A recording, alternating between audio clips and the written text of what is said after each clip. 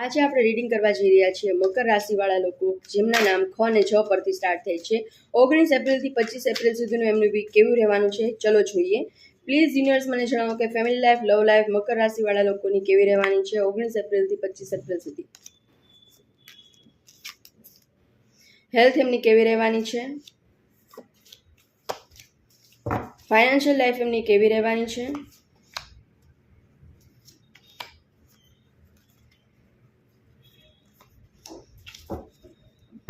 બોટમની energy આવી ગઈ છે ધ હેરોફન્ટ, મતલબ કે જ્ઞાની બહુ જ છો તમે. જ્ઞાન તો તમારામાં કૂટી કૂટીને ભરેલું છે, ખૂબ જ જ્ઞાન છે. દરેક કોઈ પણ ફિલ્ડ હોય એનું નોલેજ તમારી પાસે છે જ. તમને કોઈ ટોપિક આપે તો એના ઉપર તમે 5 થી 10 લાઈન ઇઝીલી બોલી શકો એમ છો, બહુ નોલેજેબલ છો. ફેમિલી લાઈફ, લવ લાઈફમાં એવું દેખાઈ રહ્યું છે કે જ્ઞાની તો છો પણ એનો ઉપયોગ તમે તમારા પોતાના ઉપર નથી કરતા, બીજાને જ્ઞાન બાંટતા ફરો છો. એ જ જ્ઞાનનો ઉપયોગ તમારે તમારા પોતાની લાઈફમાં કરવાનો છે એવું તમને ડિવાઇન કહી રહ્યા છે. તમે બહુ જ પેલા છો, જટિલ પર્સન છો. કોઈ વ્યક્તિ તમારી કેર કરે છે, જેને તમે બહુ ગમો છો, જે તમારા લવડ વન્સ છે, એ પણ તમને એમના દિલની વાત ખુલીને કરી શકતા નથી. તમે બાઉન્ડ્રીઝ સેટ કરી છે, તમે બહુ સ્ટ્રોંગ માઇન્ડેડ છો. તો બધા લોકો તમને તમારી કેર કરવા માટે આવે, કંઈક કહે તમને, તો તમે એ સાંભળવા રેડી ક્યારે હોતા નથી. ઓપોઝ જ કરો છો અથવા તો એના ઓપોઝિટ સેન્ટેન્સ બોલો છો. તો જે તે વ્યક્તિ તમારી લવડ વન છે એ પછી એ ગીવઅપ કરીને જતી રહે છે કે આને કહેવાનો કાંઈ મતલબ નથી. તો એ ટાઈપની એનર્જી આવી છે. તો આવા નહીં બનો, એકદમ સ્ટ્રોંગ નહીં બનો. 2 વે કોમ્યુનિકેશન હોવું જોઈએ. તમે પણ સામેવાળી વ્યક્તિને 2 વસ્તુ નવી શીખવાડો અને સામેવાળી વ્યક્તિ તમને કંઈક કહે છે, ભલે એ તમને ખબર છે, એ નોલેજ તમારી પાસે છે જ ઓલરેડી, પણ છતાં પણ એ કેરને લીધે, લવને લીધે જો એ તમને કોઈ 2 વાત કહે છે તો એને થોડુંક સાંભળવાની તમારામાં પેશન્સ હોવી જોઈએ, ધીરજ હોવી જોઈએ.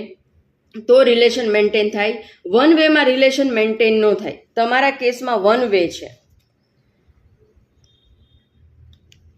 એટલે માણસો ગીવઅપ કરી દે છે, તમારી પાસે આવતા નથી, તમને તમારી કોઈ કેર કરવાનું, પછી એ છોડી દે છે કે ભાઈ આને સાંભળવું જ નથી, વાત સમજવી જ નથી, તો પછી એ તમને છોડીને જતા રહે છે. એવું મને એવા મેસેજ આવી રહ્યા છે. તો એ એનર્જીમાંથી બહાર નીકળો.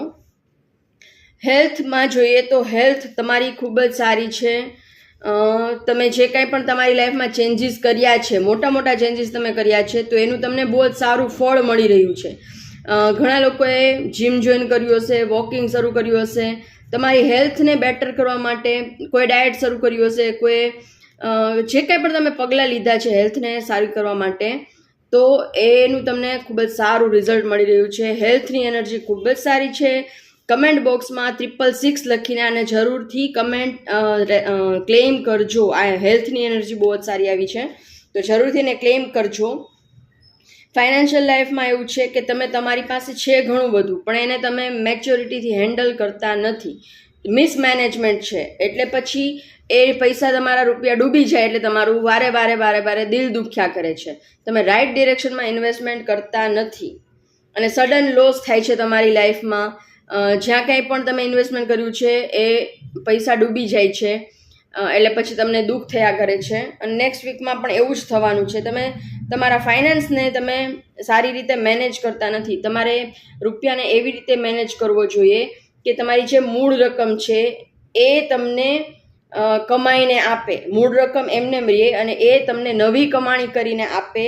એમાંથી પણ તમે થોડુંક સાઈડમાં મૂકી દો અને બાકીનું તમે તમારી લાઈફને સ્પેન્ડ કરવા માટે, મેન્ટેન કરવા માટે વાપરો. તો એ ટાઈપનું મેનેજમેન્ટ હોવું જોઈએ ફાઇનાન્સમાં. તો એ તમે કરતા નથી. જે આવે છે એ વાપરી નાખો છો. સેવિંગ્સના નામે કંઈ હોતું નથી. અથવા તો તમે એવી જગ્યાએ ઇન્વેસ્ટમેન્ટ કરો છો કે જ્યાં પૈસા ડૂબી જાય. કોઈની સલાહ તમને લેવી ગમતી નથી. તો આ નેચરમાં, આ એનર્જીમાંથી બહાર નીકળો, કોઈની સલાહ લ્યો. જે બાબતમાં તમારું નોલેજ ઓછું હોય તો એમાં કોઈ વ્યક્તિની ગાઈડન્સ લઈને આગળ વધો. જો ગાઈડન્સનું કાર્ડ આ પણ છે, તમને નોલેજ છે પણ બીજી વ્યક્તિનું નોલેજ લેવામાં પણ આપણે નીચા થઈ જતા નથી. તો બીજી વ્યક્તિનું નોલેજ લેવું પડે તો લ્યો, ગાઈડન્સની જરૂર છે તમને. પ્લીઝ યુનિવર્સ એક ગાઈડન્સ આપો મારા વ્યુઅર્સ માટે. થંડરબોલ્ટ, આ કાર્ડ પણ આના જેવું જ છે સેમ. આમાં પણ બે વ્યક્તિઓ ઉપરથી નીચે પડે છે, આમાં પણ બે વ્યક્તિઓ ઉપરથી નીચે પડે છે. મેન્ટલી, ફિઝિકલી, ફાઇનાન્શિયલી લોસ, આ લોસનું કાર્ડ છે. મતલબ કે તમારા નોલેજને તમારે અપગ્રેડ કરવાનું છે, નોલેજમાં વધારો કરવાનો છે. કેવી રીતે? કોઈનું ગાઈડન્સ લઈને. તમને એ ખૂબ જ જરૂર છે કોઈનું ગાઈડન્સ લેવાની, તો જરૂરથી લેજો. અને સાંભળવાની ટેવ પણ પાળો. 2 વે કોમ્યુનિકેશન હોવું જોઈએ.